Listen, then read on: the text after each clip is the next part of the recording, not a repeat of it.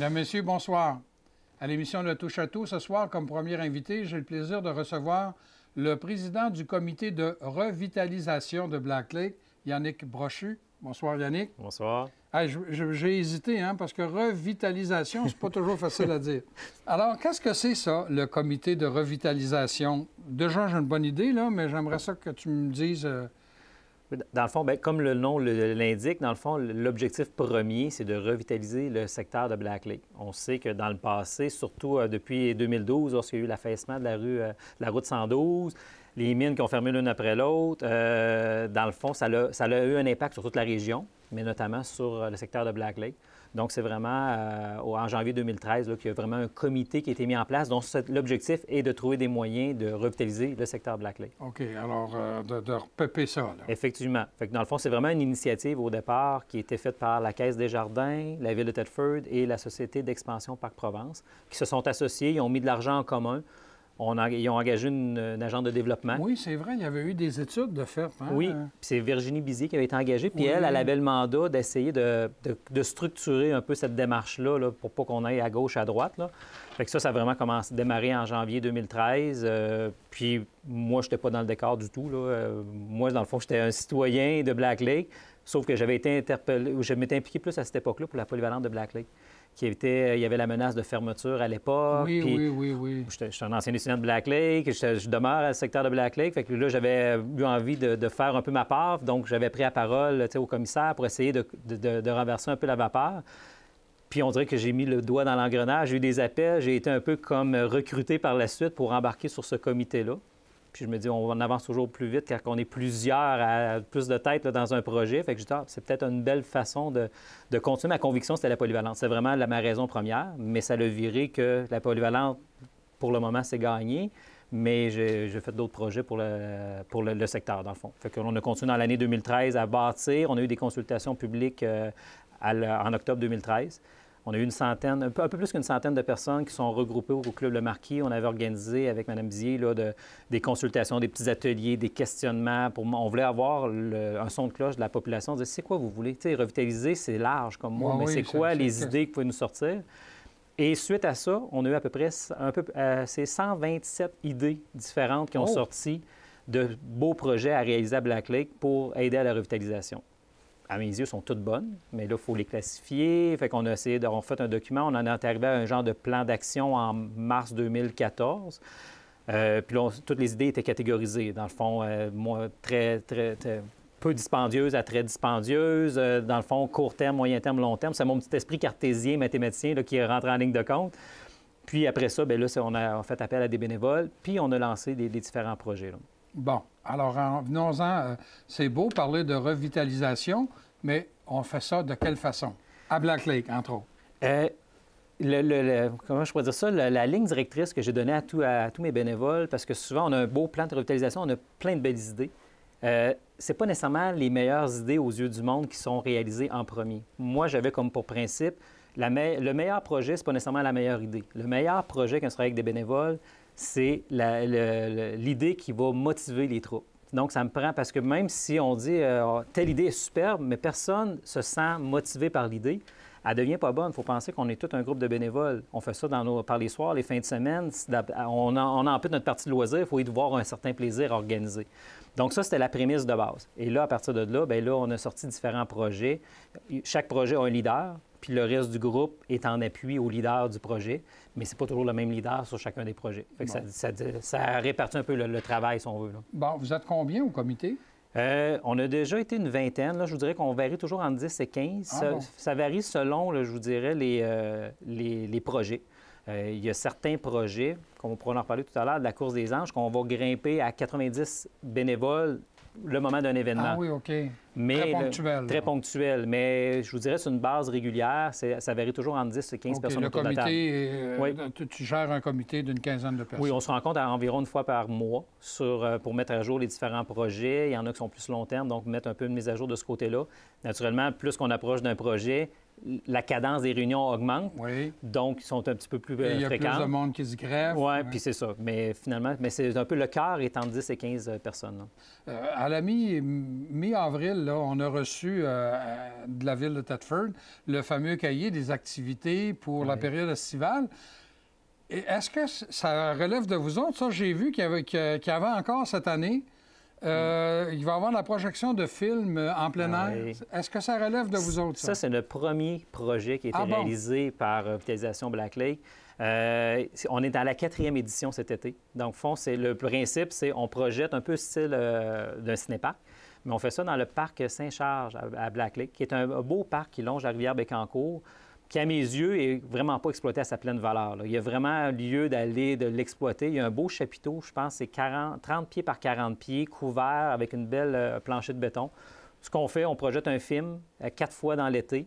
Donc, on a le premier le 16 juin prochain. Donc, j'ai les dates. C'est 16 juin, on a le 17 juillet, le 4 août et le 8 septembre, qui sont les 4 dates où est-ce qu'on va avoir des films. Idéalement, on prend des films d'animation parce que notre clientèle cible, c'est vraiment les jeunes familles. Fait que le monde arrive là avec leur chaise de camping, ils s'assoient là, c'est complètement gratuit. Ah, c'est gratuit? C'est gratuit. La seule contrainte qu'on demande aux personnes, c'est pas de nourriture, pas de breuvage, parce qu'on en vend sur place. Okay. On vend des chips, des galettes, des bonbons, Une tout ça. façon de... Puis l'article le plus cher, c'est $1. OK. Fait que c'est pas, dans le fond, de but de faire un... C'est une activité familiale. C'est une activité familiale. Fait que quand le monde arrive là, ils vont prendre 2-3 grignotines par personne. Ça va quand même leur coûter moins cher qu'un seul billet au cinéma. Là. Oui. Donc, c'est vraiment... Puis nous, c'est une manière de se financer parce que ça peut nous coûter entre 500 et 700 $ une seule représentation. Oui. Fait que c'est vraiment un service... Et là, tu dis que c'est la 4e année. Oui, tout à fait. Vous avez gagné des prix avec ce projet-là, vous autres, hein? Oui. Ou cette activité-là? Oui, en 2015, on a eu, ils appellent ça, c'est le Réseau québécois des villes et villages en santé. C'est une association qui regroupe la grande majorité des municipalités au Québec. Et eux, à chaque année, ils décernent des prix pour des initiatives qu'il y a eu dans les différentes municipalités. En 2015, on avait eu le premier prix, ils appellent ça le prix d'excellence pour les villes, pour un projet, les villes conviviales et solidaires. Donc, on avait été à Montréal chercher ce prix-là, dans le fond, qui soulignait le beau projet à travers le Québec. On en était très fiers. Là. Bon, c'en est un projet. Peux-tu me parler des autres? Bien, il y en a un autre qui est la fête de Noël, qui est le deuxième plus ancien, si on pourrait dire. C'est la fête de Noël est partie du fait que l'École Saint-Louis à Black Lake organisait un spectacle de Noël avec les enfants de chaque classe de l'École Saint-Louis, montait un spectacle, puis présentait ça aux parents le dernier jour d'école avant Noël sur une scène extérieure. Puis c'était vraiment, moi, j'ai 3 jeunes garçons, puis j'allais là à chaque année, puis je me disais, quelle belle activité. Y a quelque chose qu'on pourrait faire de ce côté-là? Fait qu'on a décidé de bonifier cette activité-là. Donc, ça varie d'une année à l'autre. On fait venir des troupes de théâtre pour venir faire un spectacle aux enfants. On loue une calèche qui donne des tours de calèche aux enfants de l'école. Même à la population, c'est ouvert à la population. Le soir, il y a un feu de camp à l'extérieur, du chocolat chaud gratuit pour tout le monde. Cette année, on incitait toute la municipalité, le secteur de Black Lake, à illuminer leur maison. Puis on a fait un concours pour la maison la mieux décorée dans le secteur de Black Lake. C'est vraiment juste pour créer des événements puis de développer aussi un sentiment d'appartenance pour le secteur de Black Lake. Là. Ça, c'est le deuxième. Un autre projet? Il y a eu la course des anges qui, dans le fond... Tu en as parlé tout à l'heure. Ouais, Qu'est-ce que c'est, ça? La course des anges, c'est une course qu'on a faite pour la première fois l'année dernière. C'est le parti un peu social, si on veut, là, du comité. C'est une course qui est en mémoire des enfants décédés. Et tous les profits, on les verse, bien, la grande majorité des profits, parce qu'il y a une petite partie qu'on doit garder, est versée à une famille de la ville de Thetford qui a un enfant gravement malade. Donc, l'enfant n'est pas décédé, mais ça encourt beaucoup de frais pour la famille. Donc, on donne les sous à cette famille-là. Cette année, bien, ça va avoir lieu en fin de semaine. C'est le dimanche le 7 mai. Ah, mais là, c'est dimanche. C'est dimanche, là. C'est vraiment les inscriptions. Il va même en avoir de disponibles à la porte, là. C'est 3 distances, 1 km, 5 km et 10 km. Le 5 et le 10 km sont des chronométrés.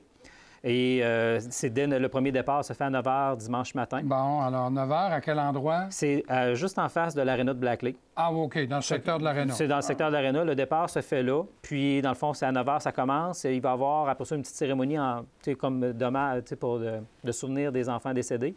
Et aux alentours d'environ 10h30, 11h, il y a le fameux 1 km, mais c'est 1 km qu'on charge un prix d'entrée pour un enfant qui amène son parent gratuitement. Fait que ça fait une course parent-enfant de 1 seul kilomètre. Tout le monde a une médaille. Ça fait vraiment le petit côté festif de la fête. Ah, bon. Est-ce qu'il y a d'autres projets? Bien, on a des infrastructures qu'on a fait, dans le fond, pour avoir quelque chose de durable un peu plus. Ouais, là. On OK. avait le belvédère du Lac-Noir qui a été inauguré l'année dernière, là, en 2016. Quand on parle du belvédère du Lac-Noir, c'est celui où on voit la mine là, avec le beau lac qu'il y a là? Ou Ça, il l'appelle, je crois, c'est le belvédère du vieux Black Lake. Ah, OK. Il est juste en face. Fait En qu'on face on voulait faire un du complément. magasin, là. Exact. Il y a le O'Brien. magasin O'Brien qui est d'un côté. En face, le belvédère du vieux Black Lake qui donne accès sur un beau lac turquoise de la mine C'est BC. de toute beauté. Puis nous, on s'est dit, bien, regarde, on va venir compléter le petit côté touristique. Fait qu'il y a un belvédère juste en face, mais qui donne une vue sur le secteur de Black Lake et sur la glissade où est-ce que les jeunes peuvent aller glisser l'hiver. Ah, ben oui, là, on est en haut. Oui, on est en haut. Alors, de l'autre côté, là, sur le côté à côté du magasin O'Brien. Oui, je pense que c'est le quatrième voisin, mais OK, c'est vraiment ouais. près. Et là, c'est vrai qu'on a une vue, là, pas juste sur Black Lake, c'est sur la région. Ah, oui, sur la région, on voit les montagnes au loin. Donc, ça vous donne un très beau point de vue à l'année. Puis l'hiver, bien, ça devient un point de repos pour les parents qui vont accompagner leurs enfants à glisser. Les enfants sont contents, ils peuvent glisser 1 heure ou 2 de plus. Les parents peuvent se reposer sur la terrasse là, pendant l'hiver. Bon. Puis, tu m'as parlé aussi d'une nouveauté là, dans le secteur de Black Lake, panneaux d'affichage. Oui, ça, c'est le dernier projet, ça. Là. Dans le fond, il faut comprendre que le panneau d'affichage, c'est un panneau d'affichage électronique, un peu comme il y a devant l'aréna à Thetford, qu'on a installé sur la façade de l'aréna de Black Lake. Dans le fond, pour permettre de diffuser les différentes activités de Black Lake, mais aussi de tout le Thetford en entier. C'est un projet qui a initialement été prévu le long de la 112, mais par force des choses, on a dû le déplacer. C'était très difficile de se trouver un endroit pour le positionner le long de la 112. Donc, sur la façade de l'aréna, on a installé une bande publicitaire tout le tour. Et la bande publicitaire, l'entente qu'on a avec la Ville, c'est le comité de revitalisation qui fait l'allocation de la bande publicitaire, mais les revenus restent à revitalisation. Donc, ça nous assure une pérennité de nos activités, financer nos projets. On parlait des films en plein air tout à l'heure, c'est pas gratuit, mais avec ça, ça nous permet de financer nos activités. C'est vraiment une manière de garder une pérennité du comité de revitalisation Black Lake. Là. Le temps d'émission, Yannick, est déjà écoulé. Il reste juste à rappeler que dimanche, le 7 mai, il va y avoir la course des anges et les gens qui seraient intéressés à faire soit le 1, 5 ou 10 km, donc à se présenter vers avant 9 h. À 9 h, le départ, dans le secteur de l'aréna de Black Lake. Tout à fait, tout à fait. Bien, merci beaucoup, Yannick. C'est moi qui vous remercie. Je vous invite à demeurer des nôtres. L'émission se poursuit dans quelques instants.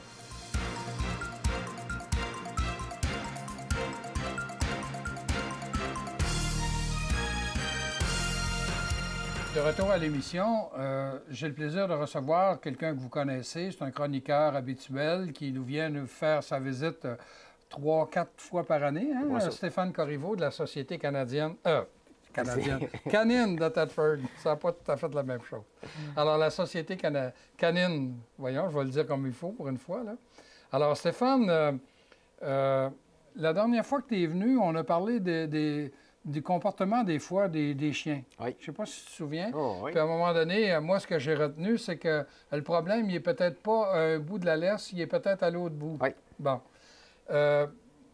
Cette semaine, tu m'as dit que tu aimerais beaucoup qu'on parle des bonnes manières, justement, comment se comporter avec notre chien en public. Qu'est-ce que tu entends par les bonnes manières? Là? Exemple, mettons, vous allez marcher en ville avec votre chien. OK? Vous marchez sur le trottoir, vous venez pour rencontrer quelqu'un qui n'a pas de chien. Bien, prenez tout de suite du côté gauche du trottoir. Fait que de cette manière-là, le chien, quand vous allez rencontrer la personne, bien, la personne, il va voir la personne, vous, puis votre chien de l'autre côté.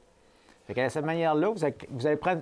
C'est comme si vous marcheriez en style européen. Fait qu'au lieu de garder votre droite, vous allez prendre votre gauche.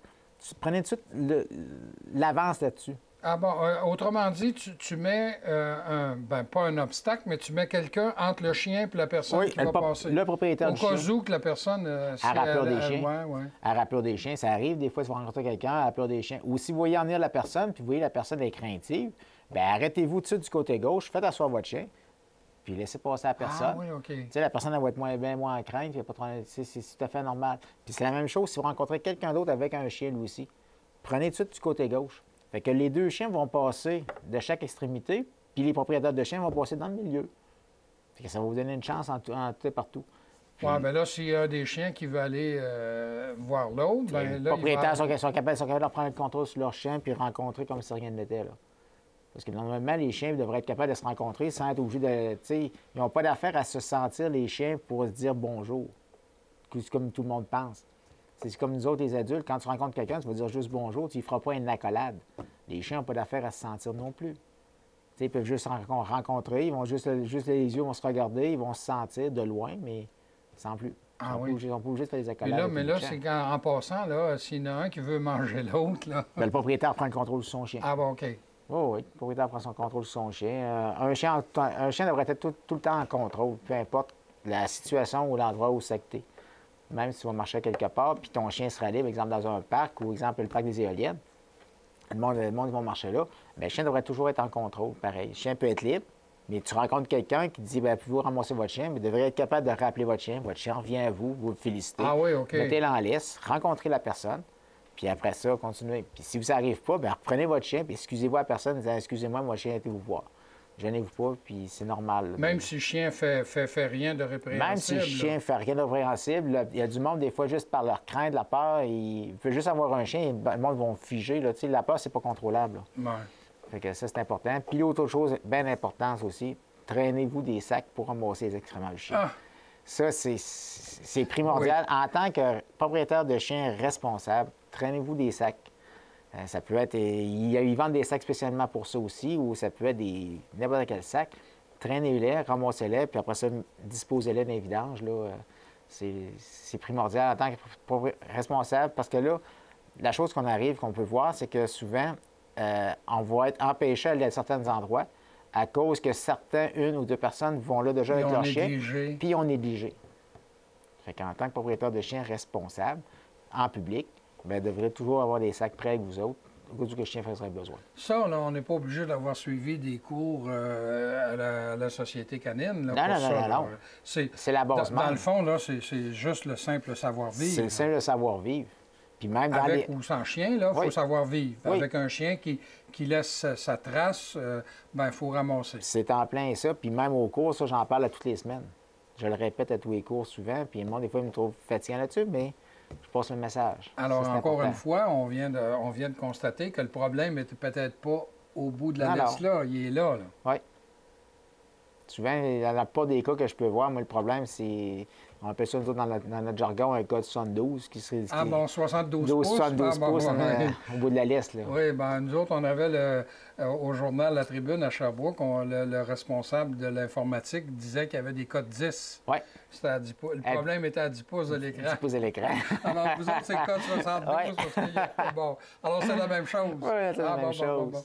Mais j'ai Mario, le directeur ici, il m'a donné un texte qui est paru dans la tribune du mois d'avril, où on dit « Une chienne change la vie d'un garçon autiste ». Et quand on lit ce texte-là, c'est effrayant de voir la différence de comportement du garçon depuis qu'il y a un chien. Alors, j'imagine que ça, là, c'est des exemples qui doivent te faire plaisir comparativement à d'autres qui disent que le chien... Un chien, c'est un chien pour rester au bout de sa chaîne, au bout de sa niche. Ça, j'aime bien mieux.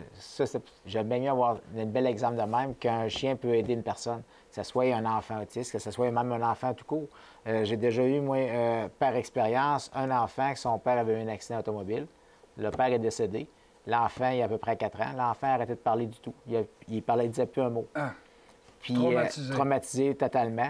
La seule chose qu'ils ont acheté à l'enfant, c'est un berger allemand, un berger allemand, puis un chiot. Puis l'enfant s'est mis à suivre des cours avec nous autres. Dans ce temps-là, je donnais des cours, moi aussi, j'ai appris Villozon, avec l'école de dressage de Guérin, avec qui j'ai appris mon mentor. Puis l'enfant, quand il a vu que j'avais un berger allemand, bien, la première personne à qui il est venu parler, c'était à moi. Puis là, la mère a mis les yeux pleins d'eau parce qu'elle a dit, il vient juste de recommencer à parler depuis 6 mois.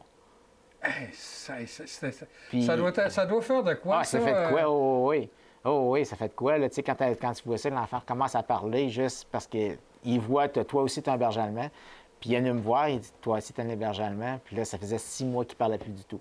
Hey! Puis là, avec le chien, bien, là, il a réappris. Le chien, il dormait toujours avec lui. Puis c'est l'enfant qui a éduqué son propre chien. Puis l'enfant, il avait à peu près 4-5 ans, puis c'est lui-même qui éduquait son chien, ses tapis. C'est pas la madame qui aidait, c'est vraiment l'enfant, puis il s'occupait de tout. Donc, je veux dire, on peut trouver des côtés positifs. Ben, quand on lit le texte qui a été écrit par Isabelle Pion sur le garçon autiste, là, Tu lis ça, là, puis t'as le, Ah ouais, t'as le frisson. t'as le frisson. Ah oui, puis t'as beaucoup... Moi, personnellement, je trouve qu'il y a beaucoup plus de positifs avec un chien que de négatifs. Ouais. Ben, moi, j'ai un ami qui a 2 chiens Mira. Son vieux, qui ne peut pas se séparer, Ouais. puis son nouveau, là. Et pour lui, ben, comme il dit, c'est ses yeux. Hein? C'est ses yeux. C'est Ouais. extraordinaire hein, de les voir aller, ces chiens-là. C'est ses yeux. Puis tu auras des chiens aussi qui peuvent être aussi bien pour, exemple, pour les aveugles, ou tu en as d'autres qui vont détecter des cris d'épilepsie. Ben oui. Sur l'humain. Ils vont tout de suite détecter. Le chien va même détecter avant même que la personne ne le sache. Fait qu'ils vont tout de suite faire un geste, puis la personne va se placer en Ben, il y a position. un député qui est comme ça, là, qui Oui, traîne son oui, chien. Ben, oui. qui traîne. Son chien la suit dans la chambre. Oui. Parce que, justement, moi, je trouve ça extraordinaire. Ah oui, il y a beaucoup plus de positivisme à avoir un chien que... Donc, quelque chose, quand hein. tu parles que les bonnes manières avec le chien en public, c'est une question de civisme. C'est une question de civisme. Bon. Il faut être respectueux. Là, on est au début du mois de mai. Oui.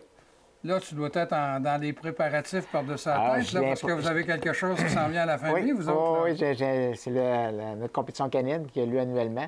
Cette année, ça va avoir lieu du 27-28 mai prochain. Ça va être la énième, quoi, là? De mémoire, il me semble que c'est la 34e ou 35e édition. Ah oui? C'est Ça fait là-dedans. longtemps? Oh, oui, ça fait longtemps. Ça fait longtemps. Puis, c'est ça, là, nous autres, ça va être c'est la fin de semaine du 27-28 mai. Il y a des chiens un peu partout qui viennent, comme d'habitude. Ben, hey, tu m'as déjà dit qu'il y en a qui venaient de d'autres provinces. T'en as des gens du Québec, des Maritimes, de l'Ontario, des États-Unis, qui viennent au dog show, qui viennent à la compétition canine. Puis tu ressembles à peu près combien de chiens Regarde, durant ces 2 jours-là? je m'attends à voir à peu près, là, mettons, à peu près 200 chiens. Ah oui? Toute la fin de semaine. C'est 4 compétitions de la fin de semaine, pour la fin de semaine. Donc, tu vas avoir une compétition le samedi matin, une compétition le samedi après-midi, une autre le dimanche matin, puis une autre le dimanche après-midi. Puis quand tu parles de compétition, là, sais-tu ce qu'on voit à la télévision? Là, ils sautent par-dessus une clôture, ils passent en dessous de... À des tunnels, non. Mais Non, sauf tu vois une partie conformation. La conformation, quand on parle de conformation, c'est la structure du chien Ah, selon OK. des standards. La structure, le tempérament, les tempéraments sont vérifiés, le mouvement du chien. Après ça, c'est côté conformation. Je vais avoir deux enceintes de conformation. Puis j'ai une enceinte aussi d'obéissance. C'est-à-dire l'obéissance, c'est-à-dire que le chien doit marcher en laisse ou pas en laisse à côté de son maître. Il doit avoir des sauts dirigés. Il y a des rapports d'objets, c'est-à-dire que le chien doit aller sentir, on appelle ça en anglais des dumbbells. Puis il y a différents dumbbells que son maître a touchés, puis le chien doit rapporter le bon. Puis pour l'année prochaine, on va avoir une nouveauté qui existe déjà dans les autres compétitions ailleurs au Québec et en Ontario, c'est le rallyo. Du rallyo. Rallyo. Oui, du Qu'est-ce rallyo. que c'est ça? Du rallyo, c'est de l'obéissance pareil. Une bonne partie se fait en laisse, sauf si c'est des consignes qui sont déjà sur des pancartes. Ça veut dire que, exemple, je sais pas, mais le maître doit partir à marcher, bien, vis-à-vis de telle pancarte, bien, il doit faire arrêter, doit s'arrêter, le chien doit s'asseoir. C'est le chien qui doit lire la pancarte ou c'est le Non, maître? c'est le maître. C'est le maître. C'est le maître, mais sauf qu'il y a une très bonne complicité Ouais, entre les deux, puis le chien ouais. doit être entraîné en conséquence de Puis ça. pourquoi que tu dis que ça va être en 2018 et non pas au mois En de mai? 2017, non, parce que là, présentement, il faut avoir, en termes en lait, en termes, on appelle ça avoir des sanction match. C'est-à-dire qu'il faut passer au moins 2 sanction match, Oh, 2 étapes. 2 étapes, Ah, OK. avant de pouvoir avoir ton accréditation pour pouvoir faire la compétition. Fait que nous autres, à notre dog show cette année, au 2017, à partir du samedi soir, 4h, 4h30, il va y avoir le sanction match qui va débuter pour le rallyo. Ah, Fait bon, que ça va être OK. notre deuxième qu'on va faire. Donc, l'année prochaine, on va être correct pour faire la compétition. Et quand tu dis que tu attends à peu près 200 chiens, là, Oui. est-ce que ce sont des chiens de race? Tous des chiens de race. Des chiens de race. Tous des Et chiens quelles de sont race. les races les plus populaires que tu attends, là? Autant dans le chien, exemple, des bichons maltais, tout s'appelle Ah, OK. bichons, toutes des petites races. Après ça, on peut aller dans le samoyenne. On peut avoir du bouvier bernois, du labrador, du golden. Tu viens de changer de... Oui, de j'arrête de gabarit. gabarit un peu. Je pars de petit à la gros. Aller jouer au danois, le danois Doberman, berger allemand. C'est principalement les la race, visiteurs sont... Les visiteurs sont admis. sont admis, hein? Sont admis les compétitions débutent à partir de 8 h le matin, aller jusqu'à peu près 16 h, 16 h 30 l'après-midi. Ah bon. Les compétitions sont Mais là. est-ce que les visiteurs qui vont là, s'il y avait quelqu'un qui nous écoute et qui disait « Moi, là, je serais intéressé à m'acheter un chien, Mais j'aimerais ça faire affaire avec un gars là, qui connaît ça. Puis que... Est-ce qu'on peut dire que ce qui va chez vous, là, ou ce Oui. qui va venir à la compétition, c'est des éleveurs professionnels? C'est des éleveurs professionnels. Ah oui? C'est tous des éleveurs qui sont consciencieux de leur race, qui connaissent leur race. Puis ils vont être capables, ils vont prendre, s'ils n'ont pas le temps de vous répondre immédiatement parce qu'ils se préparent à rentrer en compétition, bien après ça, quand la compétition est finie, ils vont prendre le temps de vous répondre puis de vous aider. Alors, rappelons que la compétition canine va avoir lieu au Centre Mario Gosselin Oui, les 27 et 28 mai prochains. C'est oui, bien ça? c'est en plein ça. Bien, merci beaucoup. Ça fait plaisir. Je vous invite à nous revenir la semaine prochaine.